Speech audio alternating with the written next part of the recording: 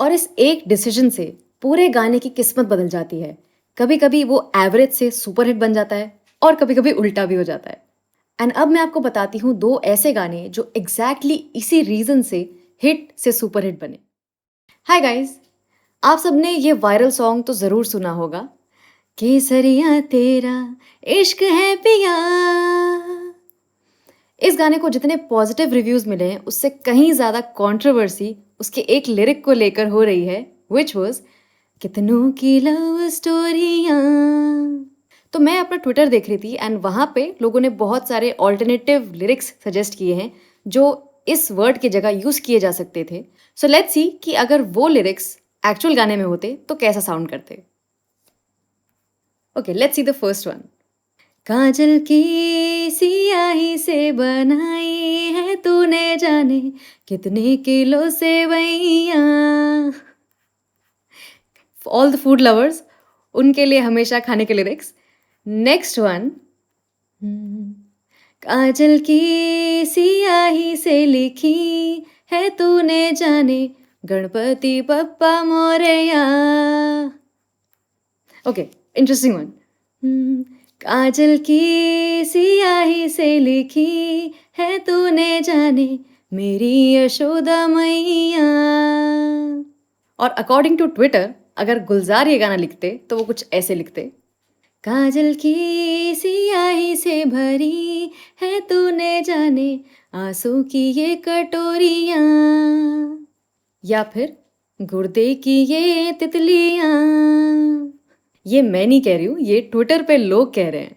और आपके भी अगर कोई आइडियाज़ हैं तो कमेंट सेक्शन में मुझे लिख के बताओ।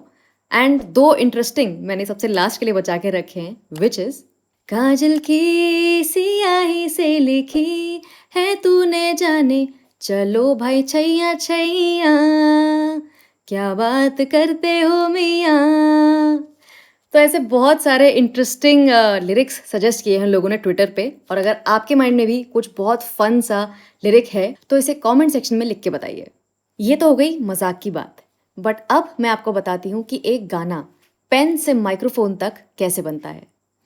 किसी भी गाने में सबसे पहले लिरिक्स आते हैं। जो भी आप तक गाना पहुंचता है, उस पूरे गाने के 3 पार्ट्स होते हैं, स्थाई, कोरस और अंतरा। पर ओरिजिनल गाना जब लिखा जाता है, वो इससे कहीं कहीं ज़्यादा बड़ा होता है। पर फाइनल गाने में कितने वर्ड्स रखे जाएंगे और कौन कौन से वर्ड्स रखे जाएंगे, ये एक कलेक्टिव डिसीजन होता है। कभी कभी डायरेक्टर का, कभी पूरी टीम का, कभी प्रोड्यूसर का, एंड बहुत सारे लोगों का। और सिंगर भी वो सारे लिरिक्स के वेरिएशन गाते हैं, रिकॉर्ड करते हैं, तब कहीं जाके उनमें से सिलेक्टेड चीज़ें आप तक पहुंचती हैं एज अ सॉन्ग।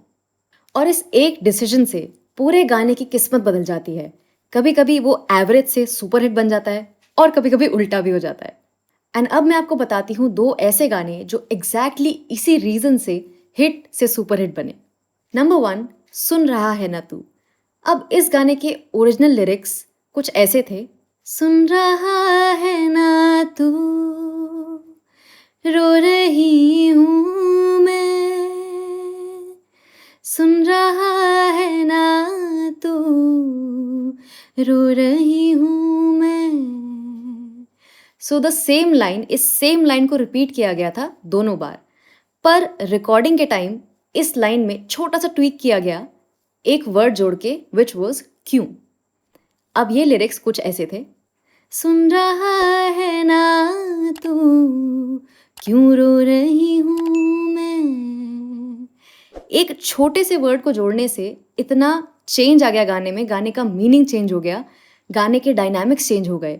एक तरह का कनेक्शन बन गया कि जैसे कि हम ये गाना किसी को डेडिकेट करके गा रहे हों एंड हम पूछ रहे हों कि आपको पता है कि क्यों रो रही हूँ मैं। तो एक सिचुएशनल गाना बन गया, पहले बहुत जनरल था। सो उस एक वर्ड से गाना पूरा पलट गया। Second one, another super hit song, अपना टाइम आएगा। अब इस गाने को पहले सबका टाइम आएगा लिखा गया था, क्योंकि इस मूवी का कैनवस इतना बड़ा था, इसमें इतने सारे रैपर्स की लाइफ के बारे में बताया गया था एंड एज अ कम्युनिटी ये मूवी दिखाई जा रही थी। पर इस सॉन्ग में जब लिरिक्स आए सबका टाइम आएगा, तो जब डायरेक्टर जोया अख्तर ने ये लिरिक्स जावेद अख्तर को दिखाए तो उन्होंने बोला, ज़ोया ये लिरिक्स तो सब ठीक हैं, पर सबका टाइम आएगा की जगह अपना टाइम कर दो, क्योंकि सबका सबका होता है, अपना अपना होता है। उस एक वर्ड से इस गाने की किस्मत बदल गई। ये गाना पूरा पलट गया और उसके बाद ये गाना सभी का गाना हो गया, क्योंकि सबको लगता है कि अपना टाइम आएगा। अब इन सब एग्जाम्पल से मैं सिर्फ इतना बताना चाह रही हूँ कि जो भी लोग वहाँ पे काम करते हैं, लिरिसिस्ट या ये सभी लोग इतने एक्सपीरियंस्ड हैं कि वो शायद और 10 कदम आगे देख सकते हैं, जो शायद हम अभी नहीं देख पाते। एंड आई थिंक मेरे हिसाब से केसरिया सॉन्ग में भी कुछ ऐसा ही हुआ होगा। मुझे ऐसा लगता है कि इस गाने में भी जब लिरिक्स लिखे गए होंगे, तो ये मूवी एक ऐसे टाइम की मूवी है रिगार्डिंग माइथोलॉजी, जो कि आज के टाइम से बहुत पहले की है, कोई कनेक्शन नहीं है। तो सारे लिरिक्स एक हद तक उस टाइम के हिसाब से लिखे गए हैं, वर्ड्स वैसे यूज़ किए गए हैं। अब उस टाइम का आज के टाइम से कनेक्शन दिखाने के लिए शायद ये डिसीजन लिया गया होगा कि ये लिरिक्स, लव स्टोरियाँ, कि आज की जनरेशन इस वर्ड से शायद कनेक्ट कर पाए एंड किसी तरह ये कुछ वर्ड्स उस पुराने टाइम ज़ोन को आज के टाइम ज़ोन से कनेक्ट कर पाएँ। अभी तक के जो गाने हिट हो रहे थे, वो कुछ ऐसे थे। ये मेरा गाना गाना गाना, मुझको है खाना खाना खाना, बाहर है जाना जाना जाना। अब इतने फैंटाबुलस लिरिक्स के बाद कुछ जब ऐसी मूवी आ रही होती है जो कि बहुत आउट ऑफ द बॉक्स है, तो उसके लिए फिर म्यूज़िक और गाने भी कुछ ऐसे चाहिए होते हैं जो कि बहुत अलग स्टैंड आउट करें। पर एट द सेम टाइम उसको कनेक्ट भी करना बहुत ज़रूरी है आज के टाइम के साथ, आज की ऑडियंस के साथ। सो मे बी ये हुआ होगा। एंड ऑल्सो कोई भी गाना जब हमारे तक पहुंचता है, उसमें बहुत सारे क्रिएटिव माइंड्स, बहुत सारे लोगों के thought process, team, producers and not just singers, music directors, production team, इतने सारे लोगों का प्रोसेस, उनके माइंड्स, उनका पर्सपेक्टिव जुड़ा होता है, तब कहीं जाके हमें एक गाना मिलता है। एंड लास्टली, ये वीडियो स्पॉन्सर्ड नहीं है, ना तो ब्रह्मास्त्र की टीम से, ना ही केसरिया की टीम से। किसी ने मुझे पैसे नहीं दिए, आई विश दिए होते। बट मैंने ये सिर्फ इसलिए किया क्योंकि ये मेरा एक न्यू चैनल है, म्यूज़िक एकेडमी, जहाँ पे मैं कोशिश करती हूँ कि ऐसी चीज़ें बताऊँ जो अभी तक यूट्यूब पे कोई नहीं बता रहा है, कोई नहीं सिखा रहा है। ये तो थी एक बहुत छोटी सी चीज़ जो कि इतनी सारी चीज़ों में होती है। एंड ऐसी कई सारी बातें हम लोग आगे भी करते रहेंगे।